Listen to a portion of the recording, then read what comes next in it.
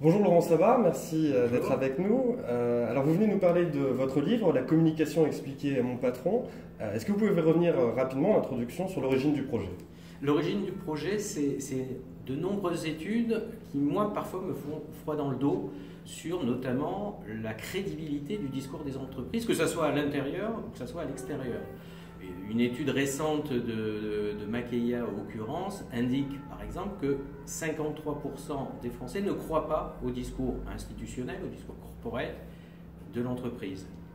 Plus grave, à l'intérieur même de l'entreprise, 47% des collaborateurs ne croient pas au discours de leur propre entreprise.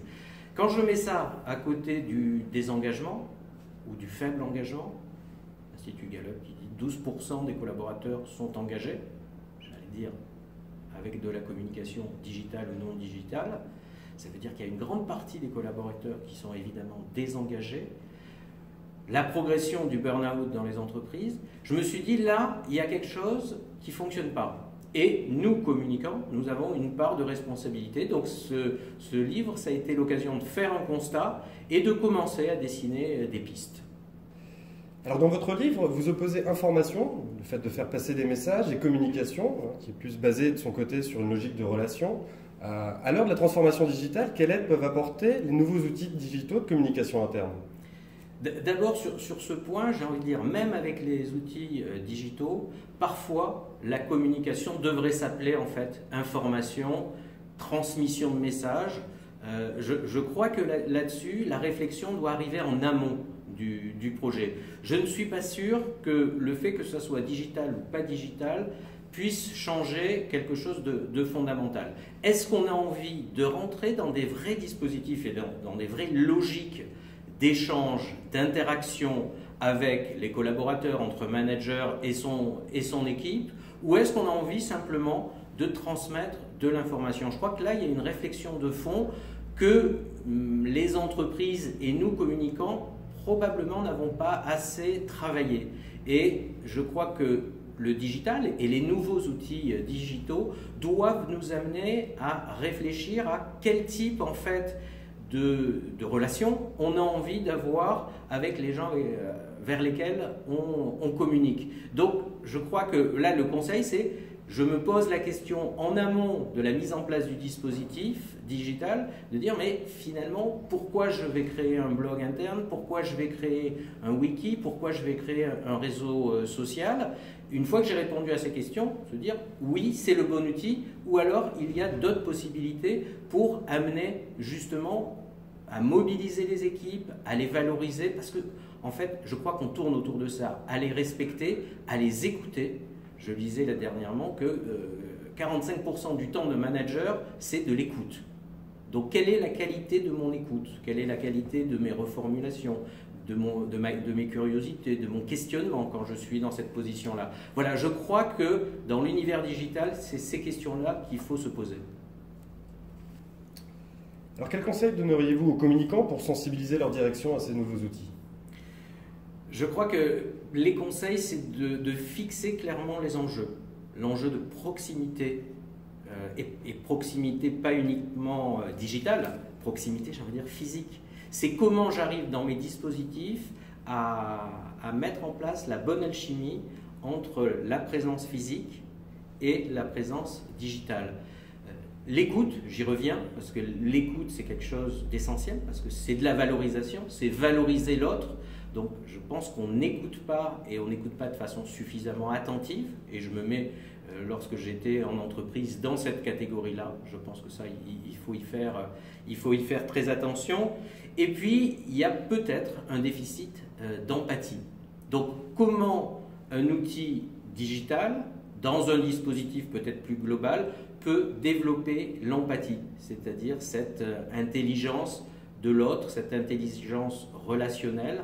Et je pense que c'est là-dessus sur lequel on doit pouvoir sensibiliser les directions pour les amener à trouver avec les équipes des solutions, et des solutions qui peuvent passer bien évidemment par toute la potentialité de toute la palette d'outils digitaux qui sont en face de nous. Alors vous semblez sceptique sur l'intérêt des réseaux sociaux d'entreprise, les fameux RSE.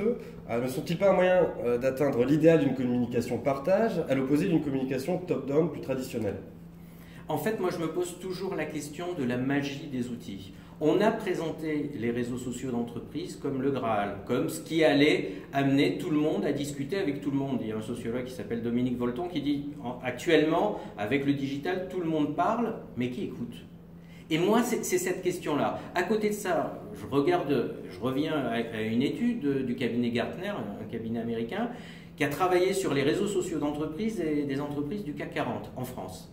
Quelle est la conclusion? 90% des réseaux sociaux d'entreprise sont des échecs.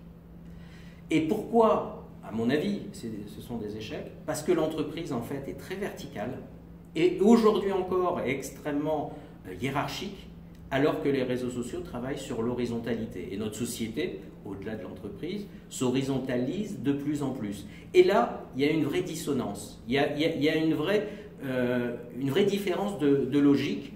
On est dans du vertical, mais on veut travailler sur des réseaux sociaux qui sont horizontaux. Et ça bloque. Alors dans ce livre, vous vous appuyez sur une conversation fictive avec, j'ose espérer fictive, avec Sigmund, votre poisson rouge. Sur quels relais peuvent s'appuyer les communicants pour porter leur projet de transition numérique? Comment identifier ces relais et comment les fédérer? Moi, je pense que ce qui est intéressant, c'est de pouvoir s'appuyer sur des relais qui ne soient pas des professionnels forcément du digital, mais qui ont l'expérience en tant qu'usagers, en tant que, j'allais presque dire, kidam, candide du digital, de l'apport qu'a pu avoir dans leur travail, dans leur échange avec leurs confrères, l'apport qu'a pu avoir justement les techniques digitales. Ça, c'est le premier conseil, d'en faire des alliés, d'en faire, presque dire aussi, des ambassadeurs.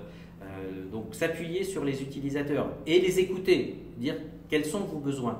La deuxième chose, c'est de pouvoir sortir le plus possible de l'entreprise et aller écouter dans les cercles professionnels, dans tous ceux qui réfléchissent sur l'entreprise, mais j'ai envie de dire sur les grands mouvements de la société qui, de fait, concernent l'entreprise. La notion d'individualisme, d'autonomie, où les gens sont de plus en plus et veulent et demandent en fait de plus en plus d'autonomie, voire d'indépendance dans l'entreprise. Et à côté de ça, la réponse de l'entreprise, c'est des évaluations individuelles. Alors que le discours de l'entreprise va être de dire il faut collaborer, il faut travailler en équipe, il faut avoir l'esprit start-up, il faut faire de l'intrapreneuriat. Mais voilà, là il y a encore une fois une dissonance, un paradoxe entre je t'évalue, je vous évalue sur des données individuelles, mais à côté de ça, je vous demande de jouer collectif. Alors voilà, là, et j'ai envie de dire, par rapport à tout ça, c'est de pouvoir s'enrichir sur ces questions-là à l'extérieur de l'entreprise. Lire, aller sur le web, voir à l'international et à l'étranger tout ce qui se passe. Je pense que l'esprit curieux, parfois, ça peut être un déficit dans l'entreprise où on est très focusé sur son business et on en oublie un peu qu'il y a un monde tout autour qui évolue, sur lequel il y a des vraies mutations. Et je pense que le rôle du communicant, c'est de pouvoir être un peu le sociologue de l'entreprise, l'ethnologue de l'entreprise et aller avec cette casquette pour pouvoir apporter à son patron, à ses managers, des éclairages sur ce qui pourra après être traduit en plan d'action dans le domaine de la communication et de la communication digitale.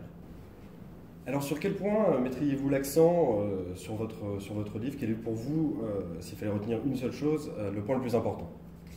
Il me semble que la communication est parfois trop réduite à de l'image. Je construis une image. Et je pense que la communication, c'est du sens. Et que le sens, ça se construit dans la relation, ça veut dire dans les interactions et dans l'échange avec l'autre. Le sens, c'est pas simplement comprendre intellectuellement le discours de l'autre.